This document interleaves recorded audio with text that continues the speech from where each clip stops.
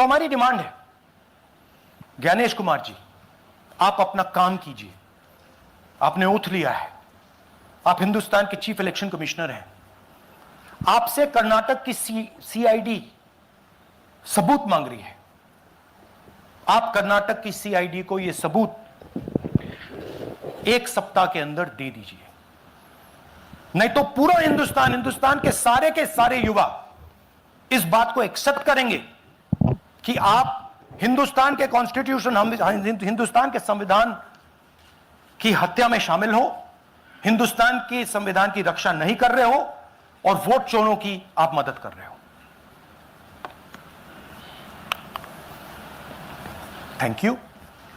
और थोड़ी देर में हम आपको हाइड्रोजन बॉम्ब दिखाने जा रहे हैं। नहीं आज नहीं, थोड़ी देर में उसकी प्रिपरेशन चल रही है, क्योंकि हम देखिए, मैंने टीम से कहा है कि अगर मैं स्टेज पे जा रहा हूं, ब्लैक एंड व्हाइट प्रूफ नहीं होगा,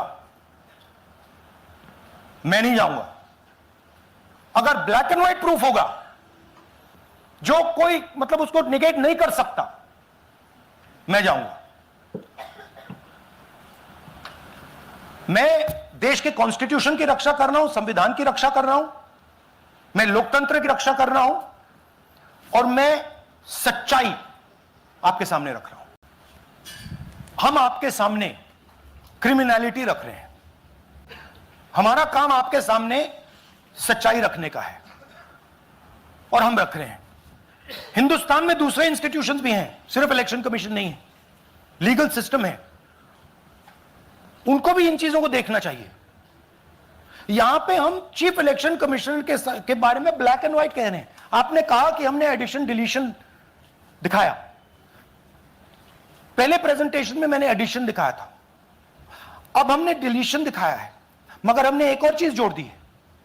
एडिशन और डिलीशन का सिस्टम, उसका स्ट्रक्चर, उसका तरीका, और हमने यह दिखाया है कि जो डिलीट कर रहा है, जो ऐड कर रहा है, महाराष्ट्र में, कर्नाटक में, यूपी में, वो एक ही आदमी है, एक ही फोर्स है।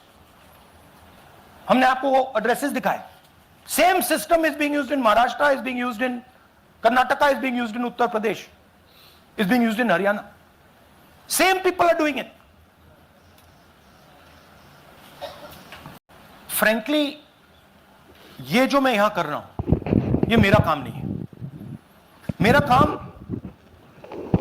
डेमोक्रेटिक सिस्टम में पार्टिसिपेट करने का है।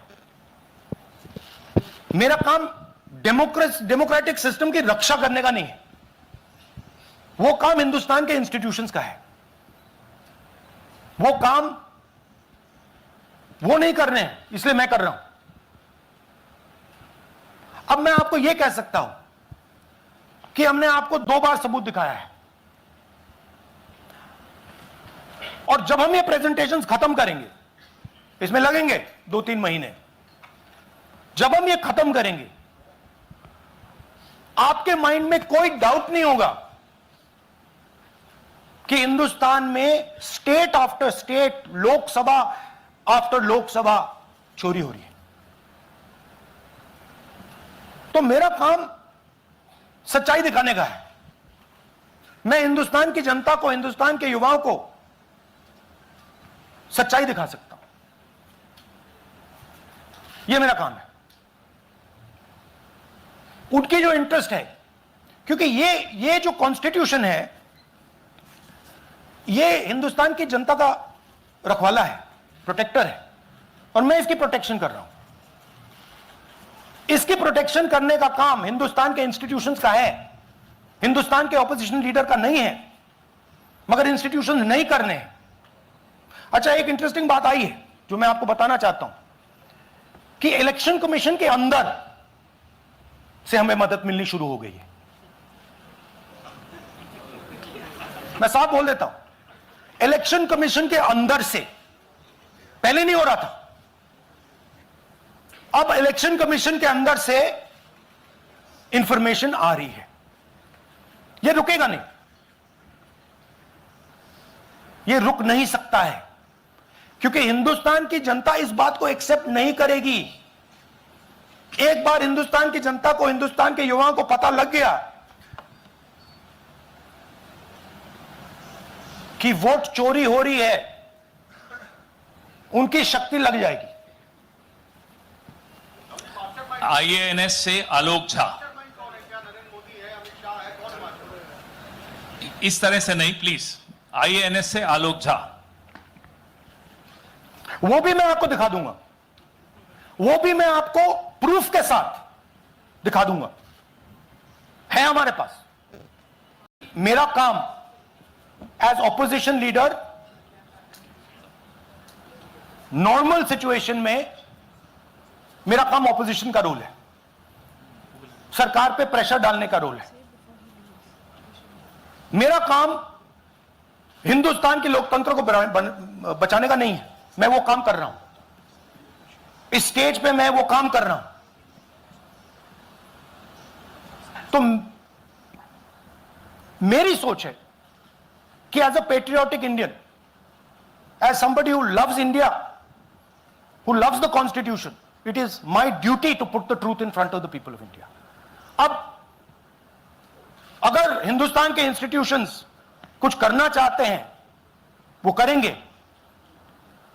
उनमें भी बहुत लोग हैं, जैसे मैंने आपसे कहा, मैं सरप्राइज हो रहा हूं, इलेक्शन कमीशन से लोग आ रहे हैं, इंफॉर्मेशन दे रहे हैं और बढ़ रहा है वो। सर, क्या जब तक सीईसी ज्ञानेश कुमार अपने पद पर है, जैसा कि आप कह रहे हैं कि वो इलेक्शन होने नहीं दे रहे, तो तब तक इलेक्शन का मतलब क्या रह जाएगा? हाँ, तो आप इमेजिन कीजिए, और ये शॉकिंग बात ये है बस कि ये अभी शुरू नहीं हुआ, ये 10-15 साल से चल रहा है। ये सिस्टम है, ये स्ट्रक्चर है।